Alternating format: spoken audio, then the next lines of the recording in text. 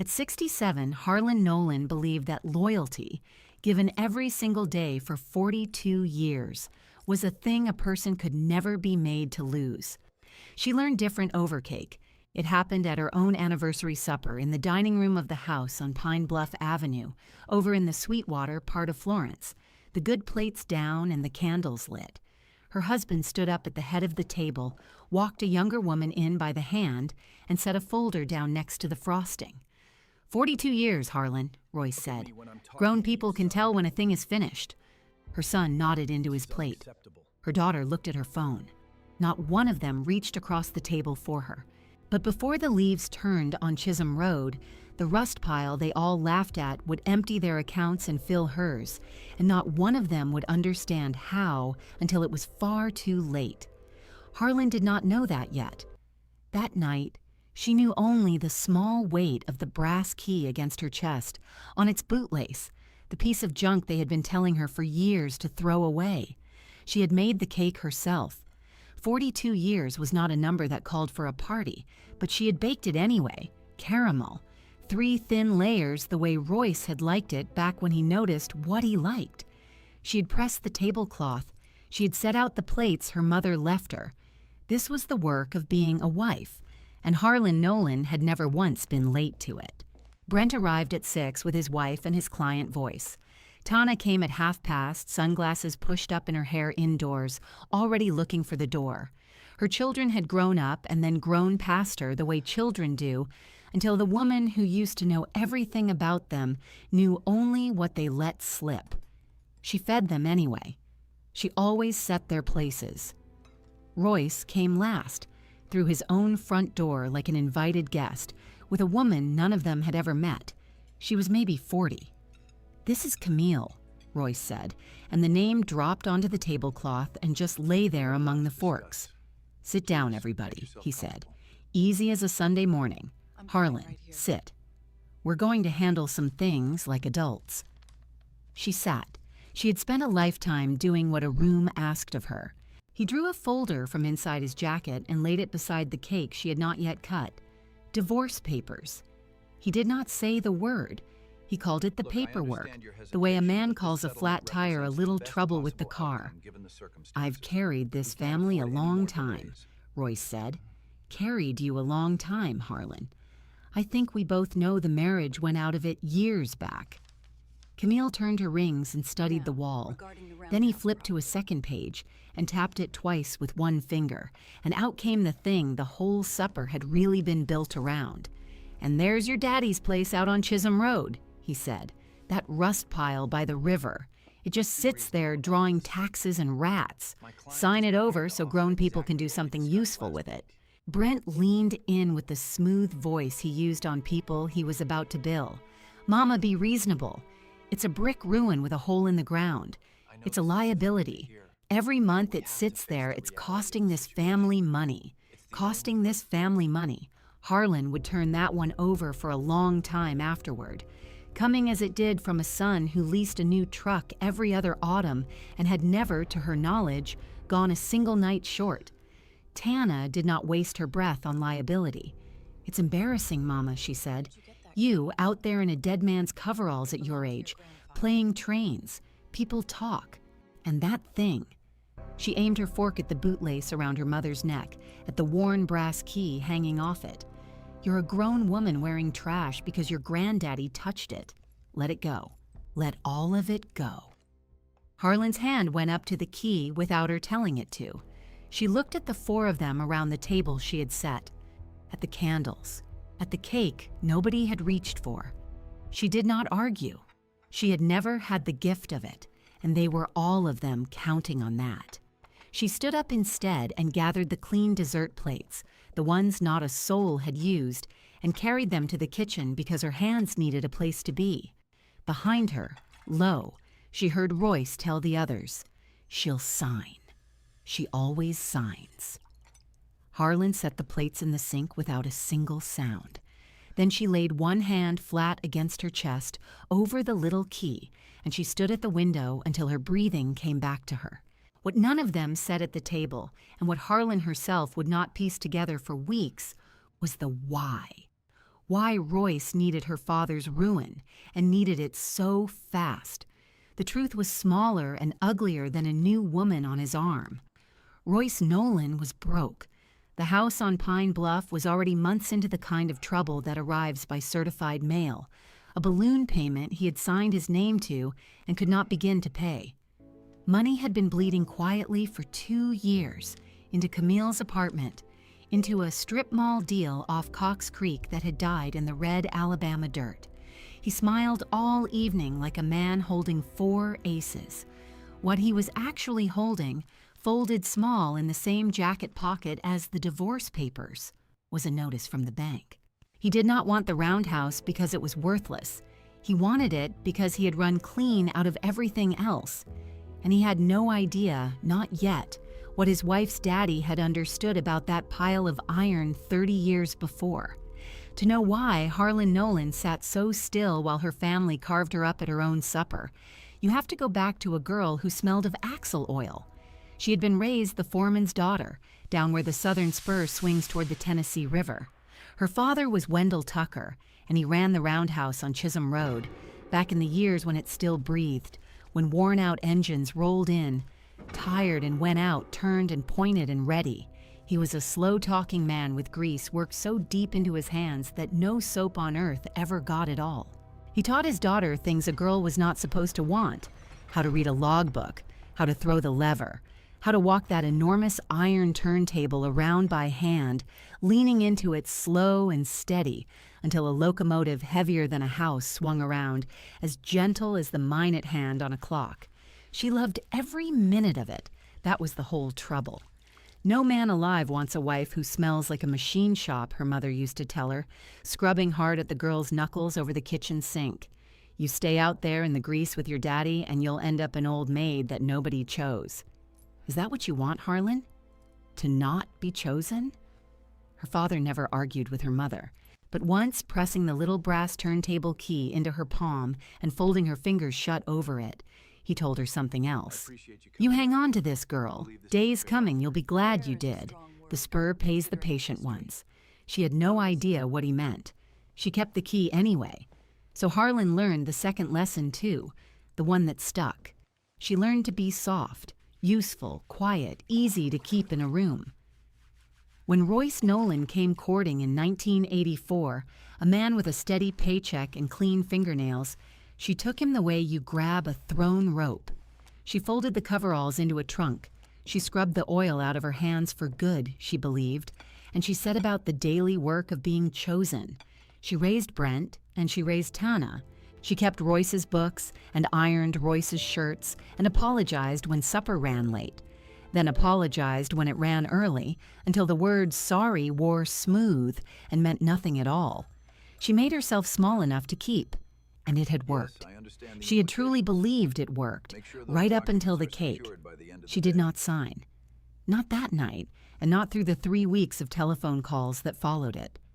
They were patient with her at first, the patience you spend on a slow child. Royce called it doing the responsible thing by everybody. Brent emailed a figure, what the lot might fetch from the right buyer, and the number was small and insulting. The price you name for a thing you have already decided is garbage. Tana sent a single text. You're being selfish, Mama. Camille, to her credit, sent nothing at all. Harlan kept answering with the same soft sentence. It was my father's. Let me think on it. She did not yet have the words for why the Roundhouse was not theirs to sell. She had only the feeling, low and stubborn and sure, that a thing is not trash just because a man in a good jacket says it is. And she remembered, in those weeks, something she had let herself forget. How many times over the years Royce had asked her, careless, for a key to the locked control shed out at the Roundhouse. He had never cared 1 inch about her father's place, but 3 or 4 times he had wanted into that shed, and she had never once thought to wonder why. Then on a Tuesday in early October, she came home from the grocery on Court Street, and her own key would not turn in her own front door. She tried it twice. She told herself the lock had only jammed. Then she saw the bright curl of brass shavings on the welcome mat where a locksmith had drilled, and the new deadbolt shining above the old, worn knob, and she understood. A paper was taped inside the storm door. She did not read all of it. She read enough. Her own name and a date, and cold words like occupancy and not legally titled. And at the bottom, in handwriting she had ironed shirts beside for 42 years, the name Royce Nolen. She stood on the porch of the house on Pine Bluff Avenue holding a sack of groceries that were going to spoil, locked out of rooms she had painted with her own 2 hands. She did not cry. That surprised her later. She set the groceries down on the step, careful, as though they still mattered. Then she turned and walked. Florence is a town that grew up along the rails, and Harlan had never in her life needed a street sign to cross it. She measured her way the way Wendell had taught her, crossing to crossing, the double tracks by the old depot, the single spur past the gin, the long dead grade running down toward the river. Her feet found Chisholm Road before her mind had finished deciding to go. There was nowhere else to go. The Roundhouse was the one thing left on earth that was still, by paper and by blood, hers. It sat at the end of the road like something the county had agreed, in a quiet vote nobody ever recorded to forget. A half ring of soot-black brick, long and low, the tall engine doors gaping, the roof gone soft in the far corner. Waist-high weeds stood up between the rails. The control shed crouched off to the side with its padlock rusted shut. The shed Royce had wanted into for years, and there in the center of the brick ring lay the pit. And across the pit, the turntable bridge, a great span of iron that had not turned. The family liked to joke since God was a boy.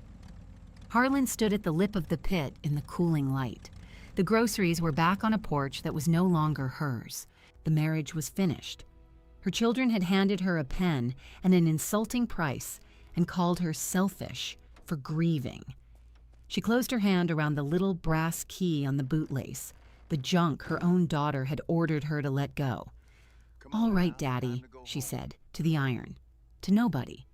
"All right." She did not hear the old truck roll up behind her on the gravel.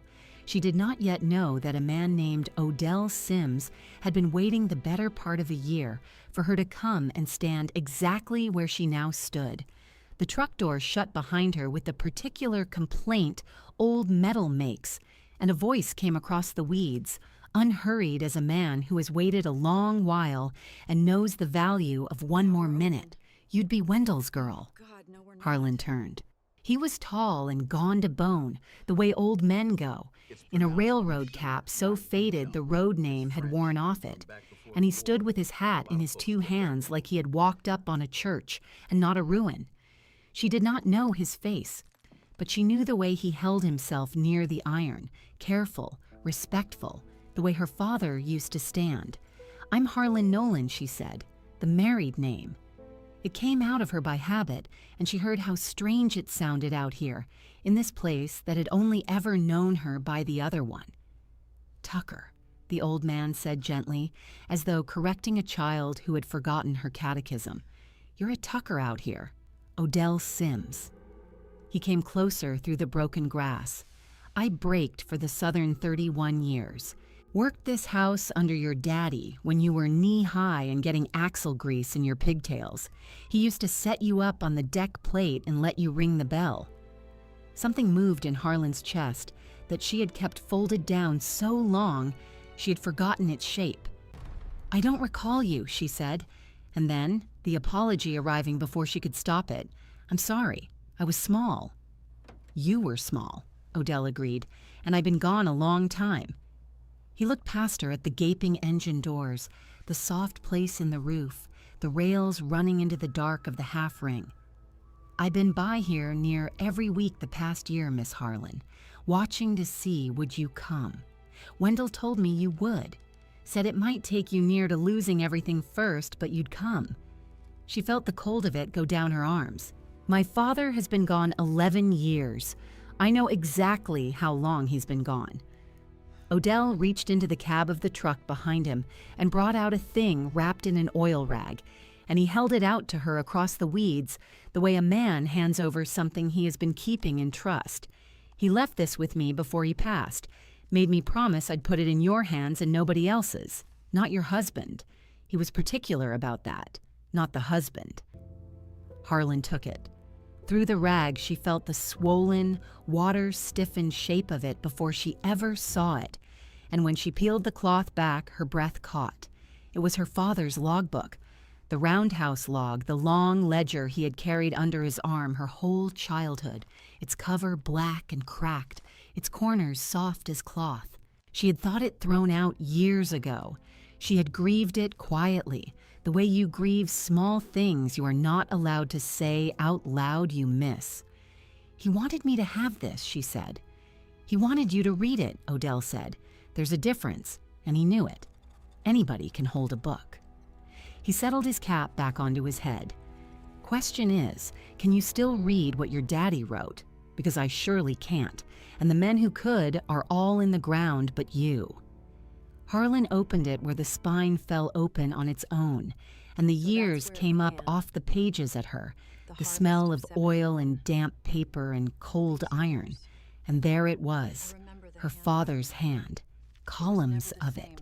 Engine numbers, arrival times, the tonnage and the turning, all set down in the private shorthand of a man who had run this house alone for decades. To Brent, it would have been chicken scratch. To Tana, one more embarrassing thing a dead man touched. To the buyer Royce wanted to call, a worthless smudge. Harlan read it the way other women read scripture. She stood there in the failing light and her lips moved. The little notations she had been taught at a workbench before she was tall enough to see over, it came back whole. T for the turntable throws, the degree marks, the standing entries her father made every single turning, the same line over and over down the years, and she had to read it 3 times before the back of her neck went cold, because it was not a railroad entry at all. It was a sentence, tucked in among the tonnage where no stranger would ever think to look for words. Spur pays the patient ones. Key turns the lock. Daughter turns the key. Harlan put her hand to the bootlace at her throat. He wrote it down, she said, barely above the weeds. All these years I thought it was just a thing he said to me. He wrote it in the book. He wrote a lot of things in that book, said Odell Sims, that ain't got the first thing to do with trains. He nodded toward the center of the ring, toward the long pit and the great iron span lying still across it. Your daddy didn't leave you junk, girl. He left you a lock, and you've been carrying the key around your neck the whole time they've been telling you to throw it in the river. Harlan looked at the turntable. It lay across the pit the way it had lain her whole life, a bridge of riveted iron long enough to cradle a locomotive, dead still, weeds standing up between its timbers. The family joke. Mama out there playing trains. She had not laid a hand on it in 40 years. Her mother's voice came to her, scrubbing at her knuckles over the sink. No man wants a wife who smells like a machine shop, and right behind it, her daughters, only weeks old. You out there in a dead man's coveralls at your age. She set the logbook down, careful, on a dry stone. She climbed down into the pit. The light was going amber and long, the way October light goes in Florence, slanting in under the broken roof and laying itself across the iron. Harlan walked the rim of the pit until she found the lever, the throw bar her father had set her small hands on a lifetime ago. It was seized with rust and 11 years of weather. She braced her old boots against the timber, and she pulled, and nothing came. And she pulled again, low and steady, leaning into it the way Wendell taught her. Not all at once. Never all at once, you coax iron, you do not fight it. Somewhere down in the mechanism, something gave with a groan that ran up her arms and into her teeth.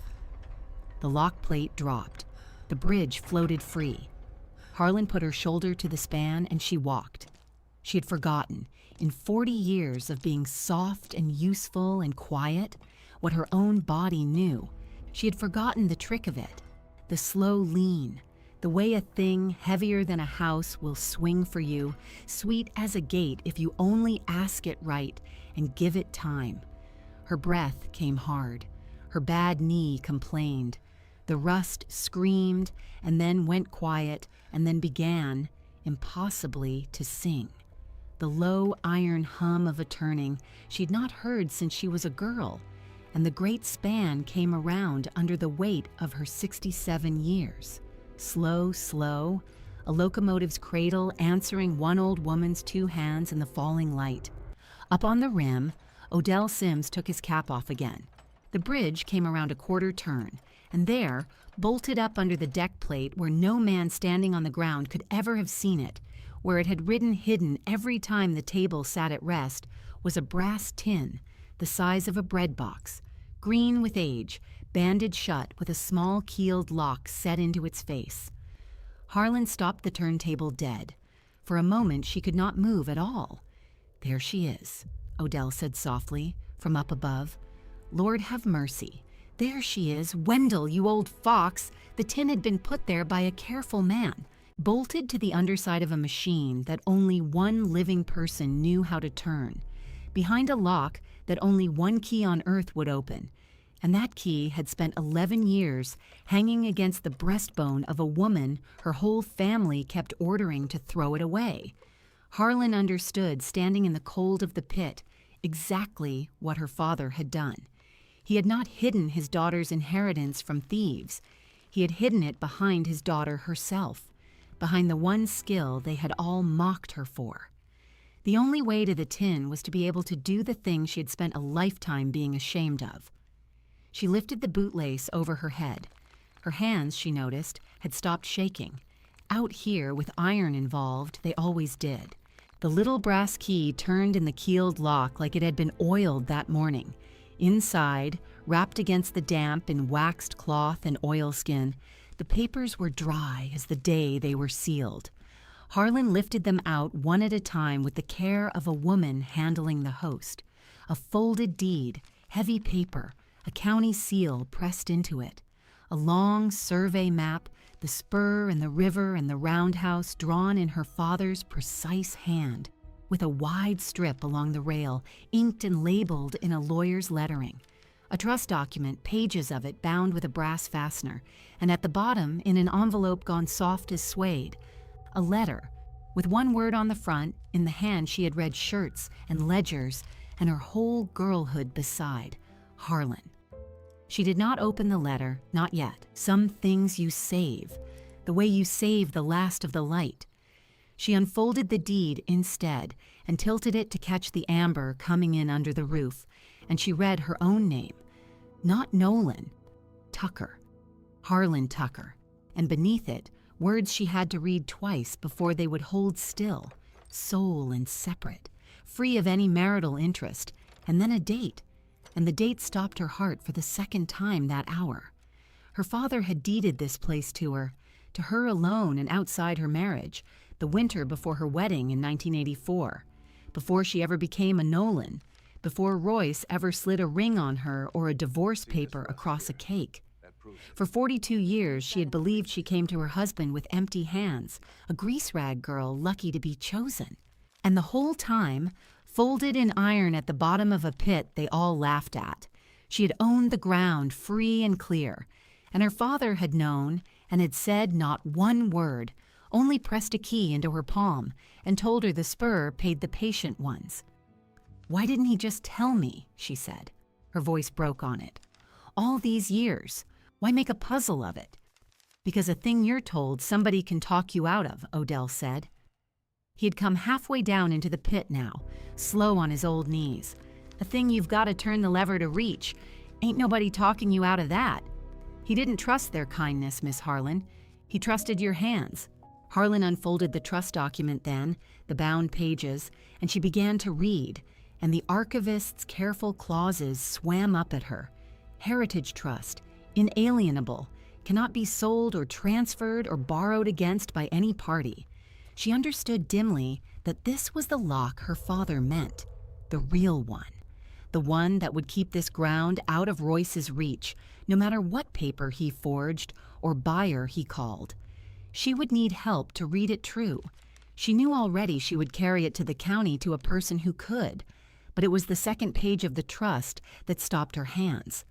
2 names were written there as beneficiaries of her father's heritage trust.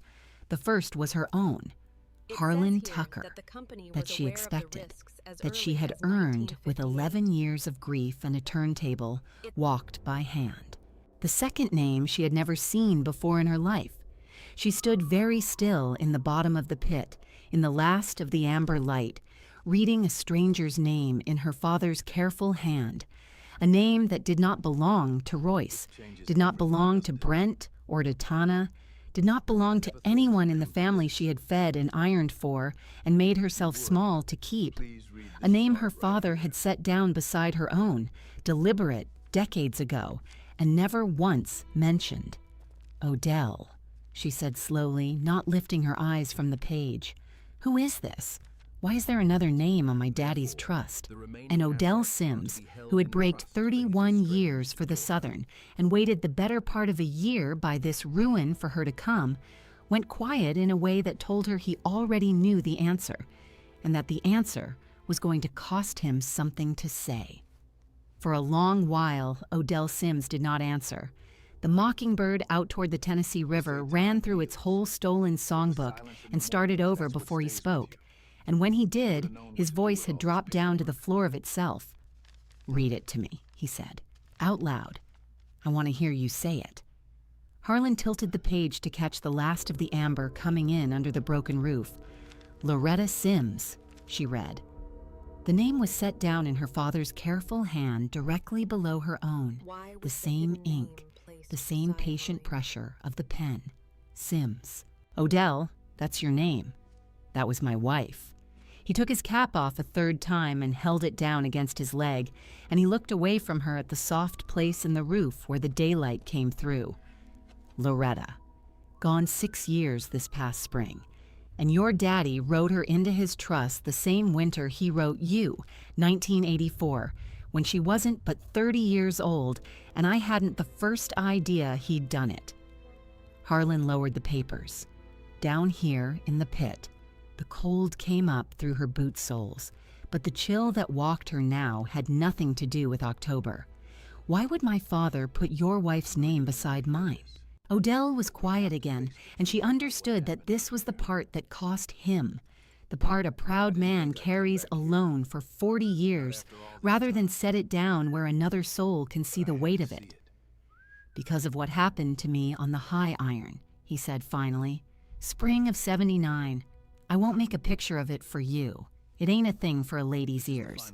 Only to say a coupling let go where it shouldn't have, and I came home from the yard a good deal less of a man than I left it, and I was a long time mending. Months. And while I was flat on my back, the company found a clause in their own book that said a man hurt the way I was hurt, didn't have his time vested yet, didn't qualify, and they meant to cut me loose with a handshake and not $1 of the pension I'd break 31 years to earn. They were going to leave you with nothing. They were. And Loretta with me and a baby girl coming." His voice held very steady, the way a man holds a thing steady that he does not trust himself to hold any other way. "I never told a living person what come next, Miss Harlan, because your daddy made me swear I wouldn't, and a man keeps his word to Wendell Tucker even after Wendell Tucker's in the ground. But your father went up to that division office on his own 2 legs, in his good Sunday coat, and he sat down across a desk from men who could have broke him for it, and he did not come out until my pension was made right. I don't know to this day what it cost him. He never said.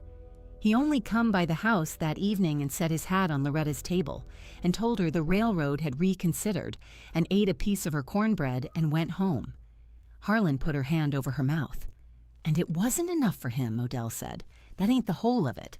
He must have known the company might find another clause someday, the way companies do, so he put a piece of this ground in trust against it, in Loretta's name, so that if they ever did come back for what was mine, my family would have something they could not be talked out of and could not be taken from.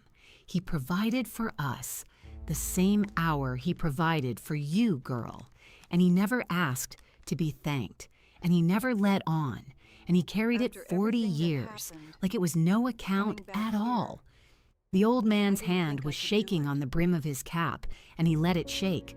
So when I tell you your daddy didn't leave you junk, when I tell you that man saw further down the line than any of us, I am not speaking as a stranger you met an hour ago. I am speaking as a man whose whole family ate because Wendell Tucker kept his mouth shut and did the right thing in the dark. The light was nearly gone from the pit now. Harlan stood holding the deed and the trust and the soft envelope with her name on it. And across from her stood a man who was not blood, who was not married into anything, who had been bound to her this whole time by a thread her father had tied in the dark before she was even a wife. The family on Pine Bluff Avenue had handed her a pen and a price, and the word selfish. And here, on a ruined floor on Chisholm Road, was the only person in Florence who had come simply to give her back what was hers. "I don't have anybody," Harlan said. The admission came out of her low and plain. "I want you to know that's the truth of where I am. My husband has a younger woman and a divorce paper. My son and my daughter want me to sign this away by the weekend. I have a key and a logbook and a hole in the ground." "You've got more than that now," Odell said. "You've got the man your daddy already chose for you to have. You won't go to the county alone, Miss Harlan. I'll carry the heavy end." That was the night Harlan Tucker stopped being a woman with no one. She did not sleep at the Roundhouse, though some part of her wanted to lie down among the iron and never go back. Odell drove her into town in the old truck, the headlights swinging across the rail crossing at Chisholm, where she had learned to know she was nearly home. And he put her up in his own spare room, the one that had been his daughter's, and was kept now for a granddaughter who came summers, a long-legged girl of 11 named after the grandmother she never met, Loretta. The child's school pictures lined the hall. Harlan lay awake under a quilt that smelled of cedar and read her father's logbook by lamp until the entries blurred, and she found the line again, the one tucked among the tonnage, and she understood now it had not been written to her at all. Spur pays the patient ones. It had been written to whoever came after, to the ones who would wait and hold and not sell. In the morning, she went to the county. The man who could read what her father had built was not a man at all, but a careful, soft-spoken person at the Heritage and Records Office named Pruitt, with reading glasses pushed up into graying hair and a way of handling old paper that Harlan trusted on sight. She laid the trust document on the counter and watched Pruitt's hands go still over it. "Where did you get this?" Pruitt said quietly, not looking up. "It was bolted under a turntable on Chisholm Road for 11 years, Harlan said. "My father put it there." "Your father." Pruitt looked at the signature line then, and something moved across that careful face, and the glasses came down off the hair and onto the nose. "Wendell Tucker was your father." He was. Pruitt sat down slowly on the stool behind the counter. "Ma'am, I would not have a certificate on my wall or this job under me if it weren't for your daddy. I grew up 3 streets off the spur, and there wasn't any money in my house for school, not a dime, and a fund I never could trace paid my way clean through 2 years of it, on the one condition I never went looking for who. I always wondered." Pruitt touched the document with one finger, the way you touch something holy. "I believe I just stopped wondering." The line ran deeper than Harlan had ever guessed. Her father had been quietly seeding the whole low end of Florence for decades, schooling here, a pension there, a deed in iron, paying it out where no one would think to look, the way he set those private sentences down among the tonnage where no stranger would read them. The patient ones. He had been building a thing that only patience and a turned key could ever collect. Pruitt read the trust through twice, slow, and then explained it to Harlan in plain words across the counter, and the plain words were these. The Roundhouse and the strip of land along the spur belonged to Harlan Tucker alone, free of any marriage, deeded before she ever was a Nolen. The heritage trust her father had written meant the ground could never be sold, never be borrowed against, never be signed away by anyone, not a husband, not a child, not a court. and the survey map, the strip inked in along the rail, carried a clause that had sat dormant 11 years waiting for one thing only. The freight company that wanted to run a terminal at the river had to cross that spur to do it, and the easement to cross it under the trust paid out to the trust holder, to the patient one, to her. It was, Pruitt said quietly, looking at the figures penciled in her father's hand and then at the modern valuation. Going to be a very great deal of money, and not 1 cent of it could be touched by anybody whose name was not on the trust. How fast can it be filed? Harlan asked. Made real. On the record where it can't be undone. Today, Pruitt said, if you'll sign where I show you. I'd want it on the record before anyone else gets the same idea. Harlan signed. Her hand did not shake. Iron was involved, even here, in a county office under fluorescent light, and her hand was as steady as it ever was on the throw bar. They drove back out to Chisholm Road that afternoon, Harlan and Odell and Pruitt, to photograph the tin and the survey and the place they were found for the record. And it was Pruitt, walking the half ring with a county camera, who stopped at the control shed, the little block house off to the side that Royce had spent years trying to get a key cut for, always with some reason, always with that smile. The padlock that had hung rusted shut for a decade was new. Bright steel, oiled, recent. You have likely already guessed what was waiting inside that shed. You are not even close. Odell put a pry bar to the new lock, and it gave, and the three of them stood in the doorway looking at a folding table that had no business being there. And on the table, a contractor's clipboard, and under the clipboard, a folder. And in the folder, neat as you please, a sheaf of transfer papers. Deeds of conveyance. The Roundhouse and the Spur signed over out of Harlan Tucker's name and into a development company Royce held a quiet share in. The signatures notarized, the dates filled in for a week from Tuesday. Harlan's name was at the bottom of every page in a careful, practiced, patient hand. It was not her hand. She had never seen these papers in her life. He had them drawn before he ever served you the divorce, Pruitt said softly, leafing through with a pen so as not to touch the pages. Look at the dates on the notary stamps. Ma'am, your husband meant to have this land transferred and sold out from under you whether you signed his offer or not. The offer was just to keep you quiet while this went through. And this. Pruitt held up the top sheet, the forged signature catching the light. This is a serious thing. This is the kind of thing that doesn't stay a family matter. Harlan looked a long time at her own name written by a stranger's hand, drying in a shed her husband had finally gotten a key to. She did not feel rage. She had expected rage, and it did not come. What came instead, standing in the cold block house with the spur curving off toward the river behind her, was a great and level quiet. The quiet of a woman who has stopped waiting to be chosen and has simply, finally, gone to work. Pruitt, she said, photograph all of it just the way it sits. Don't move a page. She turned to Odell. And then I'd be obliged if you'd help me carry some chairs out here. And the good cups, the ones with the roses, they're still in the Pine Bluff kitchen, and the locks aren't changed on the back porch yet. I mean to have my family out to the Roundhouse. She looked at the iron, at the half ring going gold in the falling light. I'm going to pour them some tea.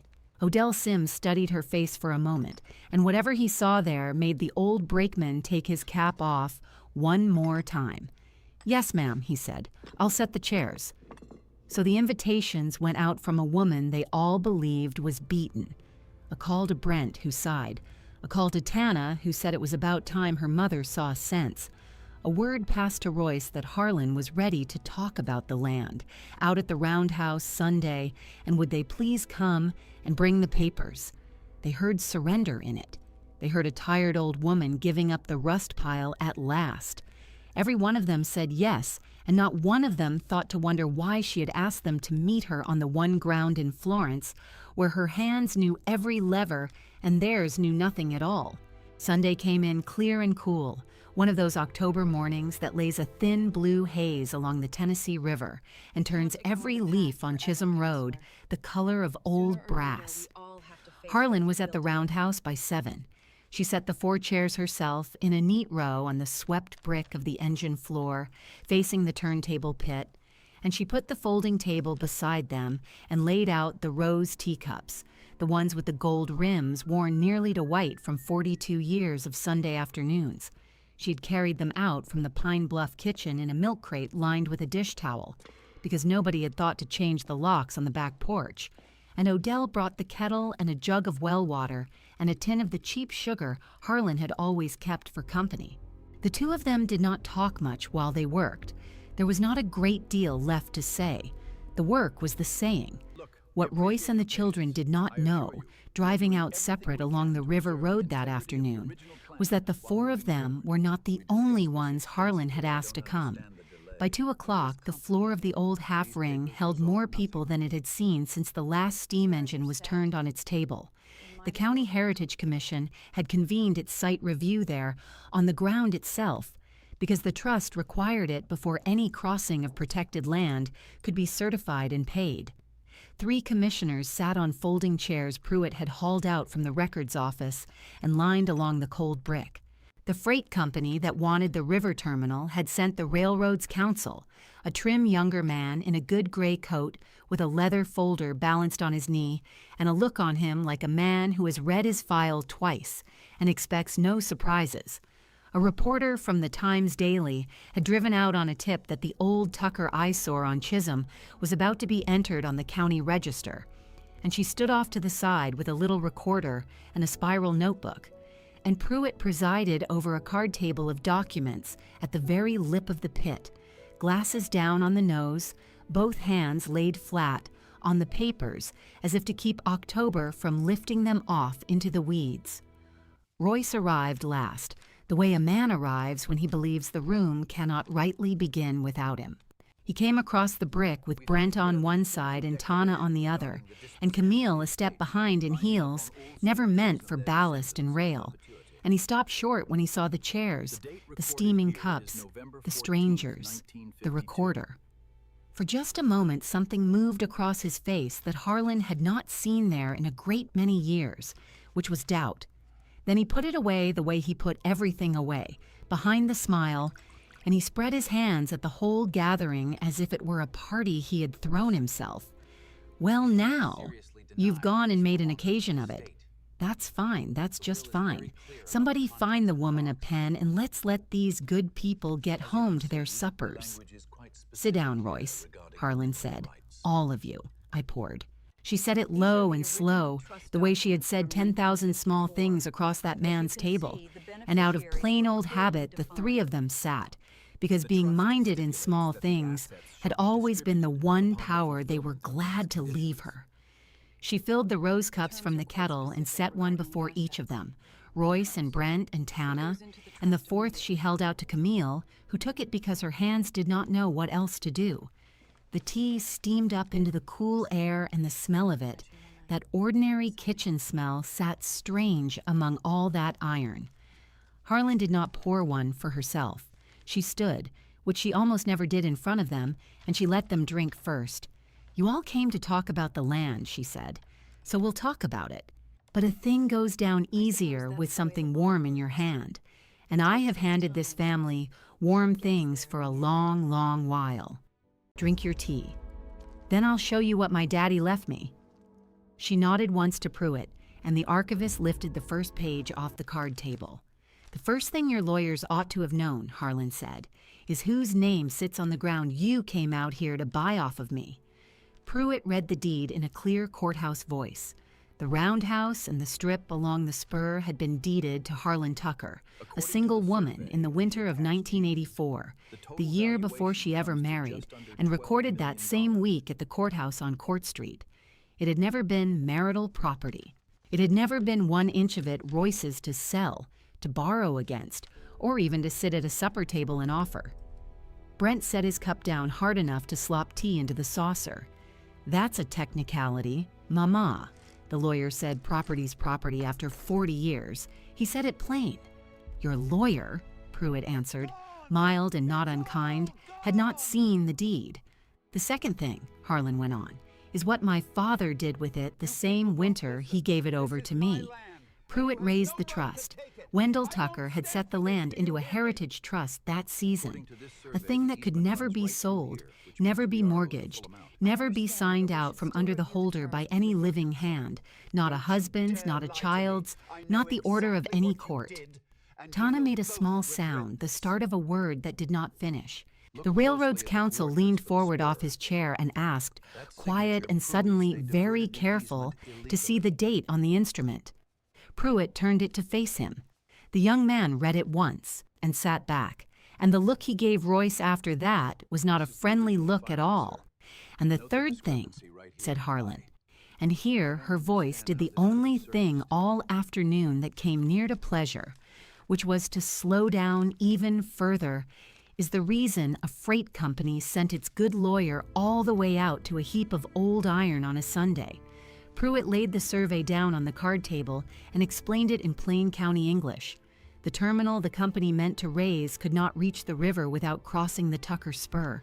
The right to cross it, under the trust her father had written, paid out to the holder of the trust and to no other soul on earth.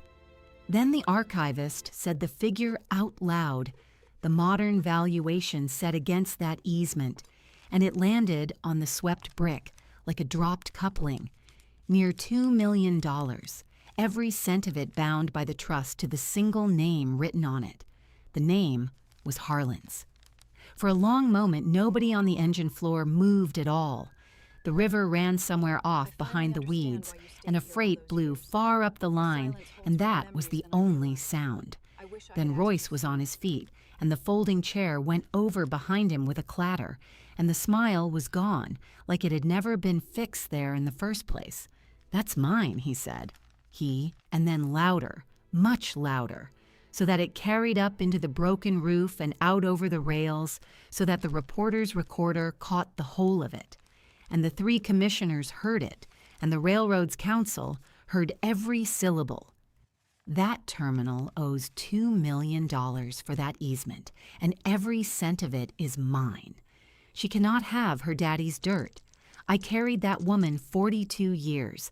I carried this entire family on my back, and that money is owed to me. And I have known exactly what that strip was worth since before her father was cold in the ground. The roundhouse went very still. It was Pruitt who broke it, gentle as the closing of a ledger. "Mr. Nolen, your sworn filing in the dissolution lists this parcel at no appraisable value. You signed that statement under oath this past April." The archivist drew one more page out of the folder that had come from the control shed. The transfer of conveyance with Harlan's name written across the bottom in a careful hand that was not her own. The notary date filled in for a week from that Tuesday. And these were drawn up to move a worthless parcel that you have just now told a room full of witnesses you have always known was worth $2 million. The railroad's counsel closed his leather folder very quietly and did not open it again. Harlan let the quiet hold. Then she reached into the brass tin for the last thing it held, the soft envelope with her name on it in her father's careful hand, and she opened it standing right there on her own 2 feet in front of all of them, and she read it out loud, because it had been written to be read out loud, and it had been meant to be read last. "Harlan girl," her father had written. "If you are reading this off the floor of the roundhouse, then you have already gone and done the one thing none of them ever believed you could, which is turn the table over by hand. And that tells me everything I need to know about who is standing there reading. So listen close. The land is yours and yours alone, deeded before you ever took another man's name.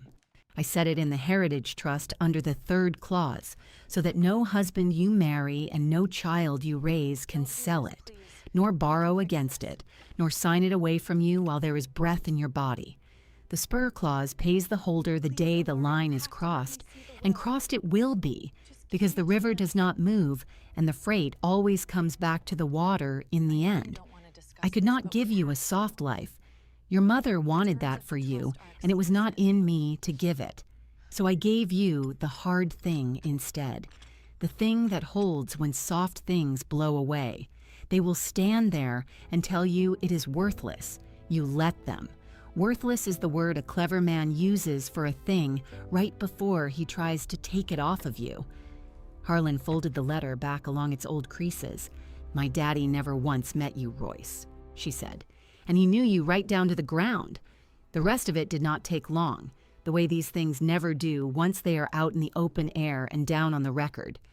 The Railroads Council asked Pruitt for a certified copy of all of it and left without offering his hand to Royce. The commissioners voted 3-0 to certify the trust and to enter the Tucker Roundhouse on the county register that very afternoon. The easement payment, when it came, would come lawfully into Harlan's trust and into no account that Royce Nolen's hand could ever reach. What the reporter wrote ran in the Times Daily that Wednesday, and by Thursday, the bank that held the balloon note on the Pine Bluff house, the note Royce had hidden from her, the same way he had hidden every other thing, had stopped its waiting. The development deal was already dead. The money that had quietly gone out to Camille did not come back. A referral went up from the county to the office that minds itself with signatures written by the wrong hand, and that was no longer a thing kept inside a family, and it was no longer 1 ounce of it Harlan's to carry. Camille was the first to go, of course. She was off the brick and picking her way back toward the cars in those wrong shoes before the commissioners had finished signing, and Harlan watched her leave without a single thing stirring in either direction. It was Tana who came to the little table afterward, while Odell was folding the chairs and stacking them under his arm. "Mama," she said, and the old Weedle was back in it, the soft one that used to get her lunch money and later got her a car. "Mama, we didn't know, I swear to you we didn't. You have to understand how it all looked from where we sat. We're still your children." Harlan went on stacking the rose cups into the crate, the worn gold rims clicking soft against one another. "You are," she said. "I fed you and I raised you, and I will not stand here and pretend that I didn't. But you sat at my own anniversary supper and watched a man slide divorce papers across the cloth next to the cake, and not one of the 3 of you set down your fork." She closed the lid of the crate. "I have somewhere to be now. You all still know the way back out to the road." She did not lift her voice. She had never in her life needed to, and she did not tell them that they were forgiven, because it would not have been the truth, and the one clean thing this ground had handed back to her was the freedom to stop saying things that were not true to keep a roof from going cold. Before the leaves were all the way down on Chisholm, Harlan did the thing her father had taught her without ever once putting it into words, which is that you do not keep a key in your fist, you set it down where the next steady hand can find it. She had Pruitt draw up a trust of her own off the easement money, a working fund to teach the line and the logbooks and the iron to any child off the low streets of Sweetwater who had the want to learn it. The same quiet way Wendell Tucker had once put a poor neighborhood kid named Pruitt through 2 years of school and never signed his name to so much as a thank you. The first child enrolled was Odell's granddaughter, the long-legged 11-year-old named for the grandmother she never got to meet. On a cold, bright Saturday, Harlan lifted the bootlace from around her own neck, the worn brass turntable key the family had called clutter she ought to let go of, the one thing in all of it nobody had ever once thought worth the taking, and she tied it around young Loretta's neck and showed her where to set her feet and how to put her shoulder into the bar. The girl threw the lever. The 2 of them walked the great iron table around together, slow and sure, and it turned, oiled and true, the way it had not turned for any stranger's hand in 50 years. The light goes gold across the half ring, and Harlan leans into the bar, oil dark on her hands. She runs the line now,